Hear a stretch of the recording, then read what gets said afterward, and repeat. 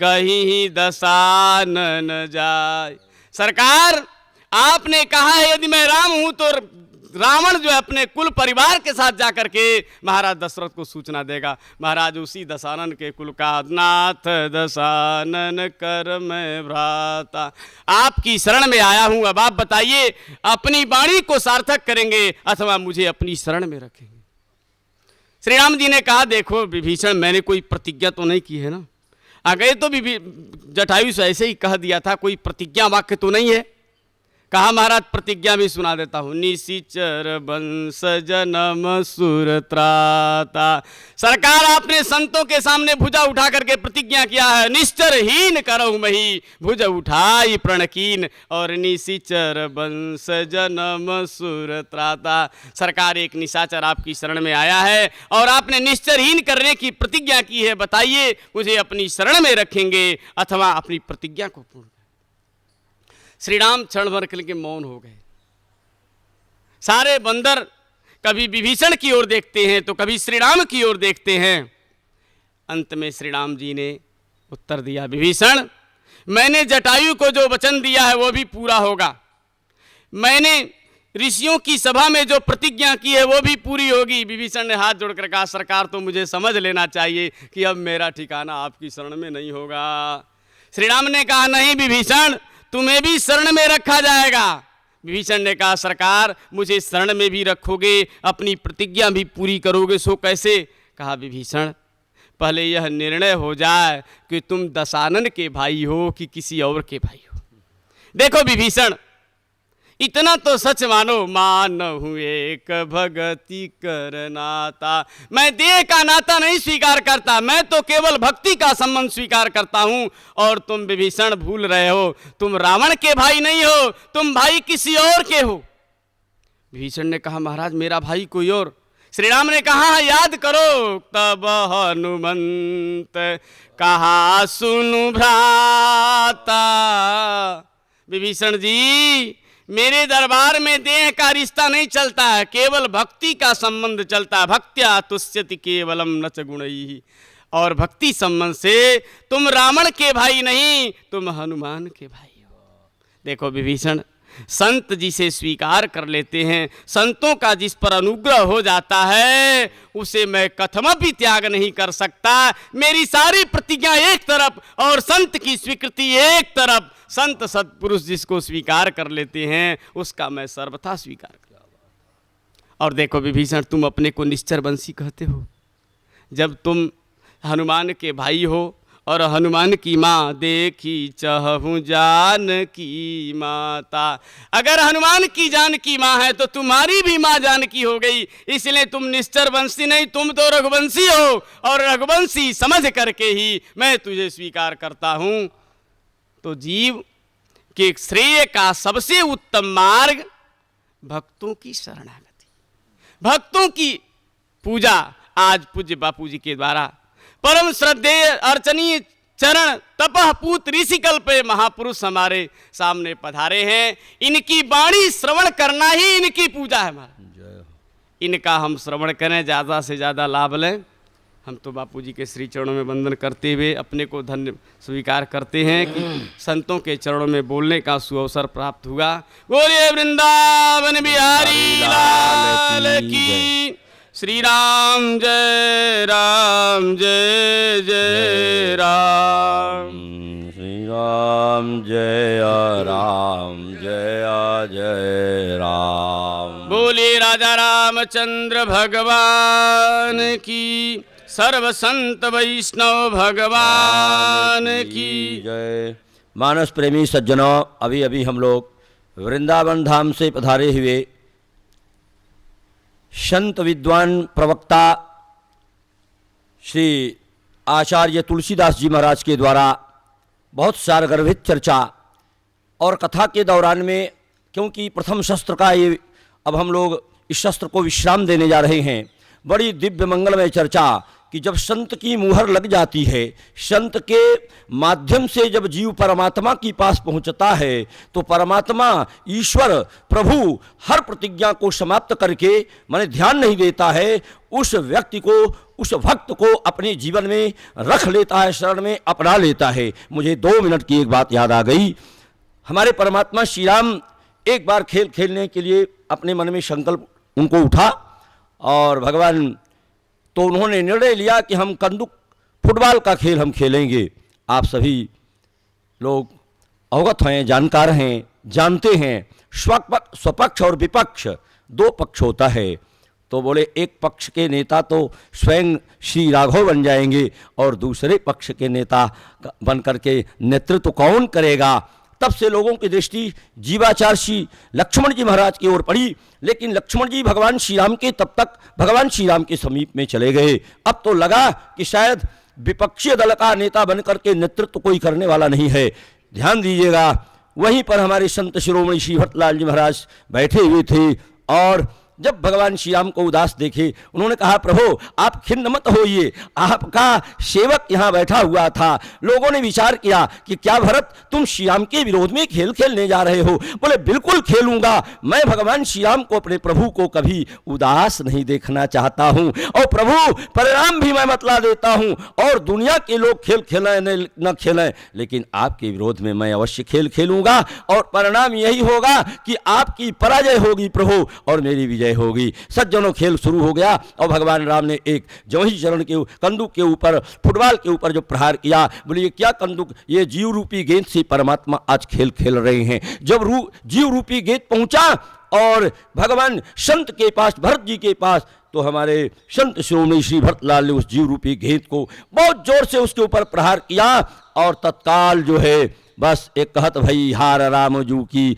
एक कहत भैया भरत जय। और हमारे सरकार लक्ष्मण जी ने कहा प्रभु अब हम आप में खेल नहीं खेलेंगे। कहा क्यों? कहा आप जानबूझ के पराजय स्वीकार कर लेते हैं। तत्काल भगवान श्री राम ने कहा लक्ष्मण तुम नहीं जानते हो, ये जानते हो, अर्थात भरत के जब संत के चरण से स्पर्श होकर के यह जीव रूपी गेंद मेरे पास आया है, इसलिए मैं उसे स्वीकार कर लेता हूं, क्योंकि संत शिरोमणि भरत के चरणारविंदों से यह जो है फुटबॉल जीव रूपी गेंद आया है, इसलिए मैं इसे पराजय लेकर के भी स्वीकार कर लेता हूं। बड़ी दिव्य मंगलमय चर्चा आप लोग वृंदावन से पधारे हुए आचार्य तुलसीदास जी महाराज के द्वारा हम लोग श्रवण कर रहे थे। अब इस शस्त्र का हम जो है शस्त्र को विश्राम दे रहे हैं, और ठीक 5:30 बजे से लेके, और हाँ वो कल दे देंगे, उतनी वक्त ले लेंगे, देख लेंगे, फिर समय तो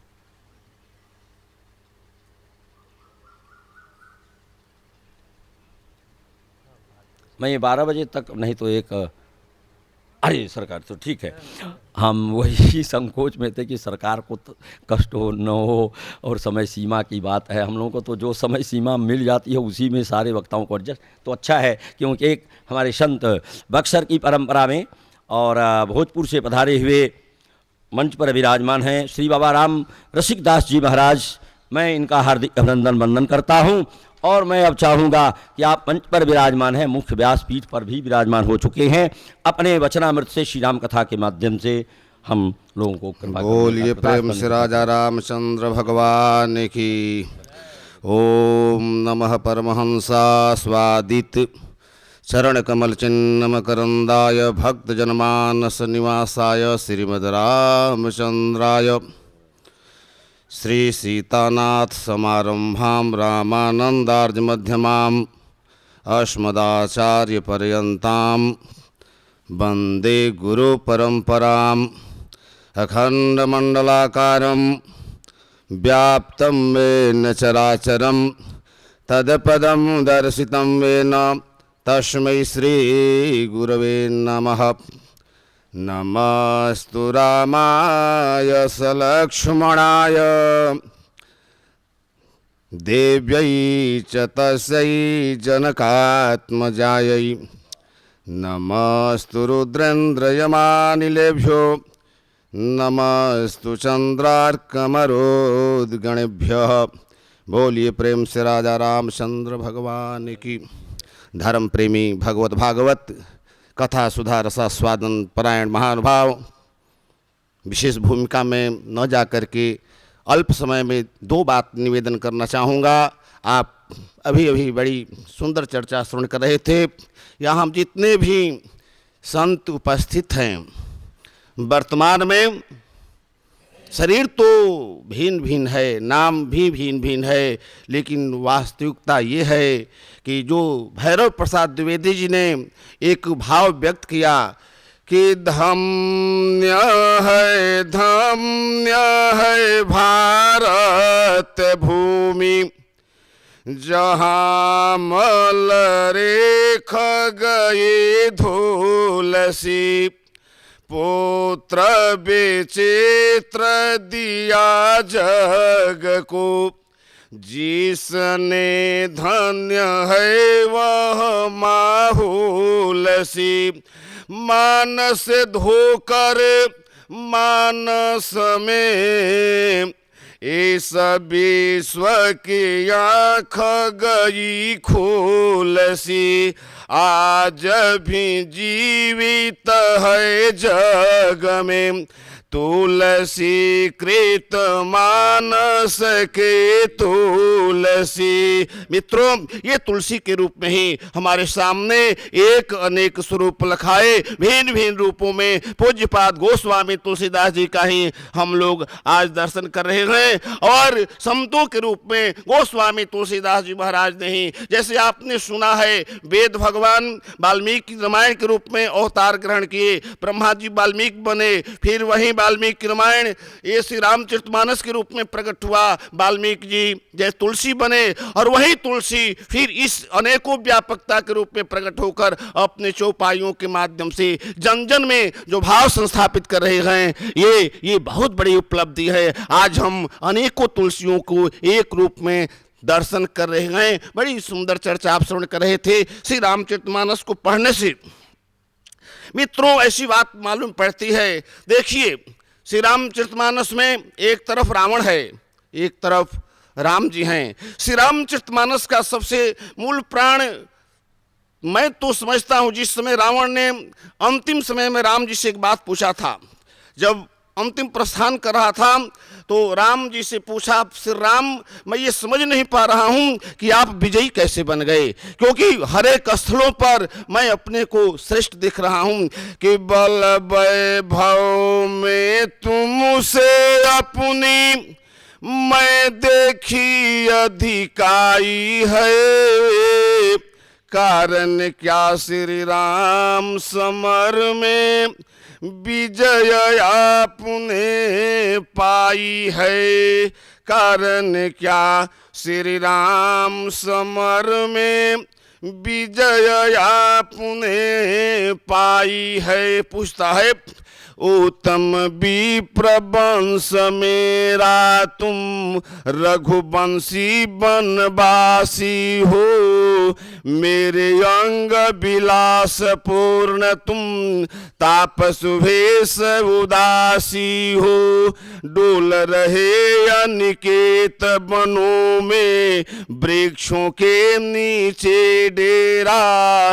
विधि निर्मित गिरी त्रिकुट ऊपर बस गढ़ लंका मेरा, चारों ओर सुरक्षा के हित सुदृढ़ सिंधु सी खाई है, कारण क्या श्री राम समर में विजय आपने पाई है। और नीचे पूछता है कि जब मैं शारीरिक क्षमता को देखता हूँ तो 20 भुजा 10 शीश मेरे तुम, 2 भुज शीश नहीं दूजा, इष्ट दोनों के शंभु शेष दे दे करके हमने पूजा, लेकिन तुमने उन पर एक रुधिर की बूंदन कभी चढ़ाई है, कारण क्या श्री राम समर में विजय आपने पाई है। फिर नीचे पूछता है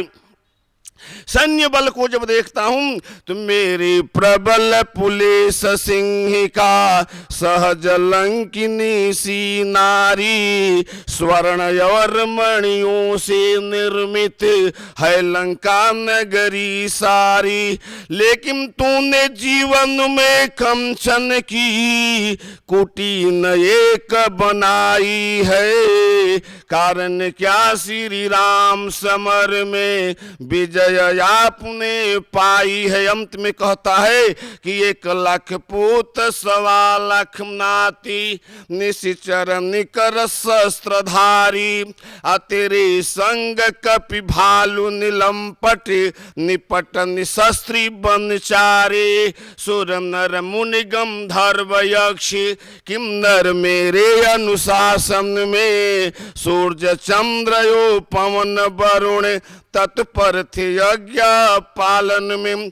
प्रभुता मेरी थी विनीत, हर बात बात में बढ़े चढ़े। तो राम जी ने कहा जब तुम सब सोच रहे हो तो तुम ही बताओ तुम क्यों हार गए। रावण अंत में बोलता है मित्रों कि प्रभुता मेरी थी विनीत, हर बात बात में बढ़े चढ़े, लेकिन चरित्रहीन मैं रहा कभी ये, अंत समय में समझ पड़े। चरित्र बल ने तुझे राम यह विजय माल पहनाए है, कारण बस श्री राम समर में विजय इसी से पाई है। मित्रों, जिसके जीवन में चरित्र का बल होता है वो राम बन जाता है, सूर तुलसी बन जाता है। जिसका चारित्रिक पतन हो जाता है वो रावण हो जाता है। रामायण में 1 मिनट में वाणी को विश्राम लगा रहा हूं, एक बात निवेदन करते हुए। रावण यदि आप बनेंगे, देखिए रामायण में रावण का काम है मनुष्य को पशु बनाना, राम जी का काम है पशु को मनुष्य बनाना। प्रमाण, मारीच के पास जब रावण पहुंचता है, रावण मारीच से कहता है कि हो कपट मृग, तुम मृग बन जाओ, पशु बन जाओ। रावण का मतलब जो मनुष्य को पशु बना दे। और राम जी हनुमदादि